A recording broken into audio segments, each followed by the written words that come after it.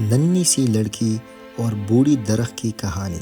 ایک سرسبز گاؤں میں جہاں پرندے چہچہاتے، پھول مہکتے اور ہوا نرم ہوتی، ایک چھوٹی سی لڑکی عالیہ رہا کرتی تھی۔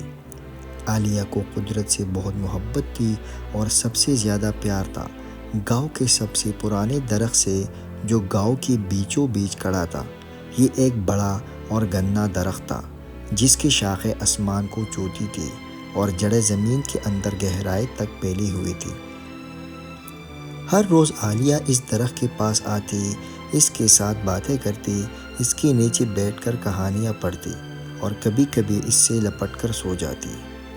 درخت بھی جیسے اس کے ہر بات سنتا، اپنے شاخیں ہلاتا اور ہواؤں کے جھونکوں سے عالیہ کو گدگدی کرتا۔ وقت گزرتا گیا، عالیہ بڑی ہوتی گئی، مگر درخت وہی رہا جیسے ہمیشہ کا محافظ ہو۔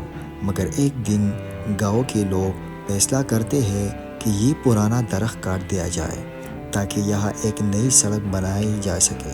عالیہ کو جب یہ بات معلوم ہوئی تو وہ بہت اداس ہو گئی۔ وہ دوڑی دوڑی درخت کے پاس آ گئی اور اس سے لپٹ کر کہنے لگی، میں تمہیں کھونا نہیں چاہتی، تم میرے سب سے اچھی دوست ہو۔ بوڑھی درخت نے اپنی نرم شاخوں سے اسے سہلایا اور کہا، پریشان نہ ہو عالیہ، درخت کٹ بھی جائے تو اس کی جڑیں ہمیشہ زمین میں ہی رہتی ہے اور نئی درخت اس کی جگہ لے سکتی ہے۔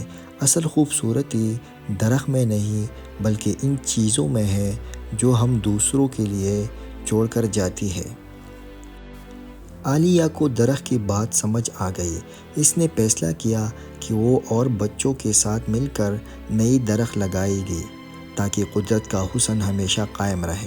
چند دن بعد درخت کٹ گیا مگر عالیہ نے اس کے بیج زمین میں بو دی۔ کچھ سالوں بعد وہاں ایک نیا باغ بن گیا جس میں کئی درخت تھی اور ہر ایک درخت جیسی بوڑھی درخت کی یاد دلاتا تھا۔ دوستو، اس کہانی سے ہمیں یہ سبق ملتا ہے کہ محبت اور قدرت کی خوبصورتی کو بچانے کے لیے ہمیں خود قدم اٹھانا ہوتا ہے۔ اگر ہم اچھی کام کریں، درخت لگائیں اور دوسروں کی مدد کریں تو ہمارا اثر ہمیشہ باقی رہتا ہے، چاہے ہم وہاں نہ بھی ہوں۔